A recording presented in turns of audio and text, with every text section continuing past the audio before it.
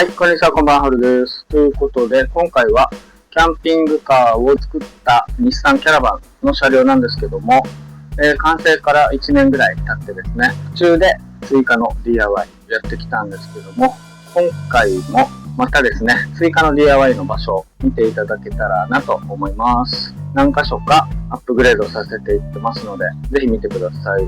車中泊をしていく中で、変更箇所とかいろいろ出てきて、より快適に過ごせるようにいろいろ工夫して、作ってます。それでは一緒に見ていってください。はい、とりあえず車内はこんな感じです。過去動画見てくれてる方はわかると思うんですけど、こんな感じになってます。良ければですね、完成した後の動画とか作っていく工程の動画、再生リストで全部まとめてますので、良ければそちらの方も見てください。カーテンとかもちょっと変わってて、音声操作で動くようにしてます。家電もある程度音声で動くようになってます。試しに動かしてみます。アレクサ、サイドカーテン開けて。こんな感じで、カーテンが自動で開いたりとかね、あと電気とか照明、ついたりしてくれます。で、正面に見えるこの穴ですね。あと側面にももう一箇所。ダクト見えるかなあるんですけど、そこから涼しい風が出てくるようになったりしてます。キッチンの中にエアコンをビルドインしてます。そういった、DIY の様子も過去動画にあるのでご覧になってください。では一旦車内に入っていきます。まず最初の追加の DIY の場所はこちらですね。上部収納になります。こんな感じで湿気がこもらないように通気口もつけてます。こことここは新たに作りました。中も結構広いです。今はまだほとんど何も入ってないんですけど、こういった感じで大きいバッグもあるし、いろいろ収納できます。こちらも、簡単な作りなんですけど、物が落ちてくるようになってしっかり作ります。こちらもですね、1枚板を敷いて2段式にする可能性もあって、いろいろ今使いながら検討中です。これもね、収納が少なかったので、上部収納を作ってかなり快適に物を収納できるようになってます。で、ここのポイントとしてはですね、僕の車両が日産のキャラバンの E25 という車両なんですけど、僕のこのキャラバンもそうなんです。この側面がね、90度にならないんですよ。なので、普通の棚受け金具だと、こういったのつけれないんですけど、これですね、かなり便利で、こちらがですね、角度を自由に調整できる棚受け金具となってます。これも Amazon とか多分近くのホームセンターでも売ってると思うので、もし必要な方探してみてください。この穴にね、2本のボルトをはめて角度を好きなように変えれるので、車両の中90度が作れないような場所にこういった棚受け金具設置するときにとても便利です。で、これを3つ使ってこちらの上部収納を簡単に取り付けることができました。なのでこの棚受け金具おすすめです。これがなかったらもう作るのかなり難しかったです。簡単に作れました。ここもちょっとした金具をつけて、こんな感じでちょっとしたものが置けるようにしてます。まだ置くものも決まってないんですけど、とりあえずこんな感じで作ってみました。いい感じにできてます。全体的なこのバランス、色も良いし、車内も広く取れてるので使いやすいかと思います。はい、次に行きたいと思います。はい、続いてはこちらになります。こちらのスライドドア開けます。はい、ここですね、スライドドアの網戸になります。こんな感じです。ちょっとね、下の方まだ調整が済んでないんですけど、いい感じにできてます。このね、値段が699円なんですよ。家庭用の網戸を DIY でつけてみたんですけど、この値段にしてはね、頑丈でマグネットで、ちゃんと開けた後ですね、しっかり戻ってくるので、こんな感じで使いやすいです。で、このウェザーストリップにはめ込むだけなので、作るのも簡単です。こんな感じで。下の方はですね、ちょっと長さを切る必要があったので、家庭用の網戸180センチで作られていることが多くて、下の方だけ切って、ガムテープとか、裾上げテープなどで、留めれば問題ないです。切ってもほつれることがない素材だったので、とても気に入ってます。こんな感じです。結構このスライド網戸つけることによって、なんかキャンピングカーっぽくなって、個人的にはとても満足してます。この網戸をつけて虫の侵入も防げるようになったので、シャチャーとか言ってドアを開けても快適に過ごせてます。過去動画に載ってるので、よければご覧になってください。はい、次に行きます。次がこちらになります。この、前の方ですね。運転席の後ろの部分の上部ですね。こんな感じで収納の、ボックスを購入して収納スペースを作りました。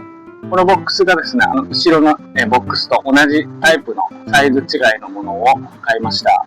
統一感があってとても気に入ってます。荷物もいっぱい入るので、あと見た目が可愛いということ、いろいろ気に入ってます。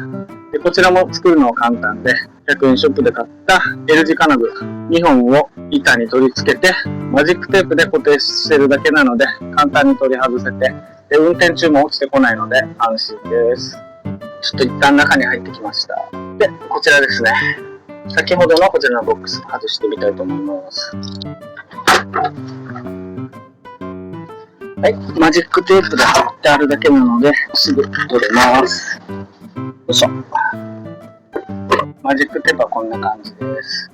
前に落ちてきたら危ないので、ちょっと多めにマジックテープつけてるので、外すときはちょっとだけ力いりますけども、安全です。で、ここの収納は何が入ってるかというと、こんな感じで、キッチンで使う鍋とか、ちょっとした食器ですね。取っ手が取れるタイプのものを使ってます。取っ手が取れるのが車内ではおすすめですよね。シンクも狭いので、洗うときに取っ手が取れた方が洗いやすいということ。収納するときもこんな感じで、取っ手を外せれる分、収納スペース小さくてもいろいろ収納できます。こんな感じで、キッチン道具を収納してます。はい、以上です。次に行きます。はい、次がこちらになるんですけども、キッチンですね。キッチンは、完成した後とか、次の動画とかでも紹介したと思うんですけど、この辺の場所を変えたりですね。あとこれ、ダイソーでこういったステイですね。アイアンステイというか、100円だったので、こういうのも買ってちょっと中に物が置けるようにしたりしてます。あと、これですね。調味料置きを作りました。このステイだけ、ダイソーとかセリアで売ってるような100円で購入できるようなステイを買って、その形に合わせて、この板ですね。余った板を L 字金具で固定して、調味料が収まる感じで、下に板をつけて調味料入れ作りました。とても簡単だし、費用も100円と間が少しあればすぐ作れるのでおすすめです。こちらもね、組み込み式の IH とか。このキッチンの作り方も過去動画にあるのでぜひ見てください。この換気扇も手作りです。これは100円ショップのタッパーを加工して作りました。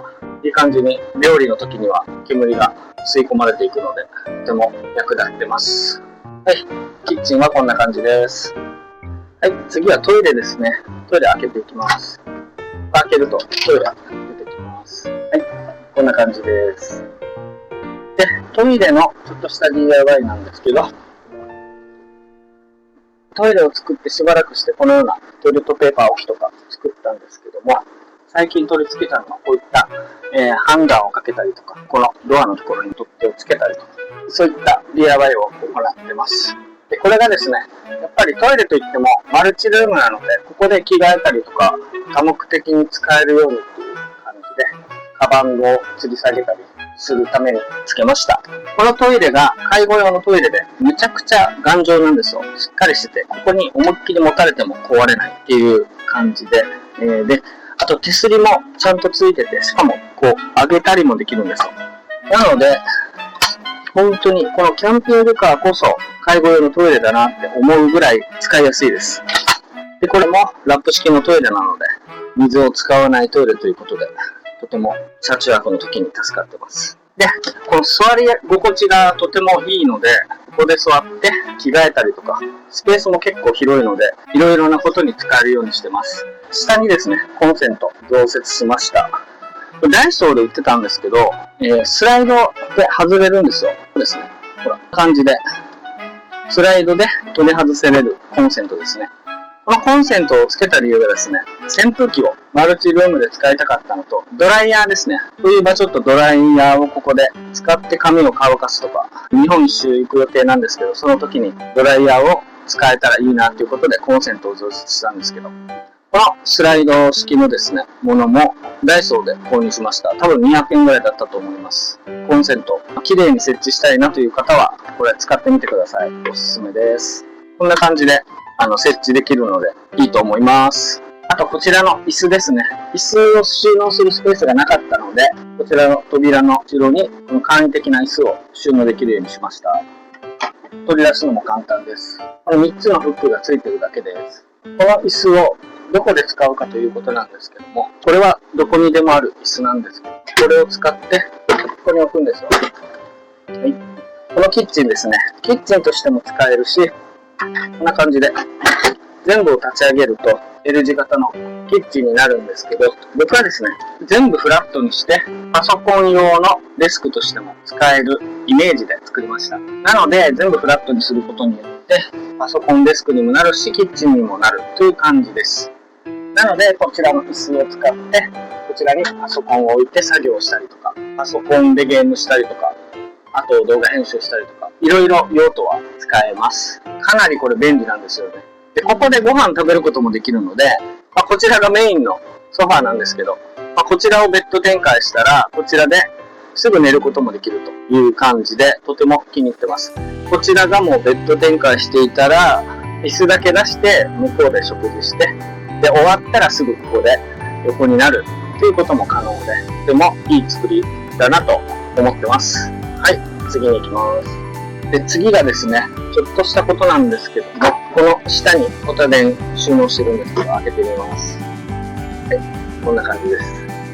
で、ポタ電を収納してるんですけども、追加でですね、ここですね、排気のファンを取り付けました。これはですね、パソコン用の直径12センチぐらいのファンですね。これを取り付けて、もう24時間常時、特に夏場はですね、暑いので、暑い空気をですね、排出してます。なので、ポタ電もね、ある程度熱には強いとは思うんですけど、45度以上にはならないように排気してます。このファンが追加の DIY ですね。で、一応ですね、こちら、ちょっと実験的に2箇所ですね、向こうにももう1箇所あるんですけど、あそこか。このポタ電の中の空気が、この車内のこちら側に入ってくるようにファンを取り付けてます。で、これがですね、冬場、ポタ電の熱を利用して、そのままちょっと車内が暖かくならないかなという考えがあって、ちょっとこのファンを取り付けてます。で、冬場の2箇所から暖かい風が出てきて、車内が温まればいいなと思っております。これはね、冬になったら試したいと思います。はい、以上です。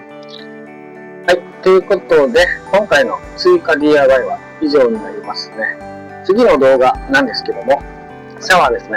いよいよお風呂、シャワーが浴びれるような DIY をやっていきたいと思います。バックドアですね。バックドア開けて、外側でちょっと、水浴びができるような設備作っていきたいと思います。で、お湯も簡単に沸かせれるように作っていこうと思ってます。少ない電力でお湯が沸くようにいろいろ考えて部品を今注文してますので、次の動画でそれを紹介できたらいいなと思います。ということで、今回の動画は以上になります。追加の項目、どうしても出てくるので、それを DIY していきます。実際に車中泊で使ってみて、いろいろ変更していくのをとても楽しいんですよ。なので、これからもどんどんアップデートしていくと思いますので、ぜひチャンネル登録よろしくお願いします。質問などがありましたら気軽に質問もしてください。次はですね、シャワーの取り付け、DIY も行いますので、ぜひご覧になってください。ということで、今回はこれで動画を終わりたいと思います。ご視聴ありがとうございました。次の動画も見てください。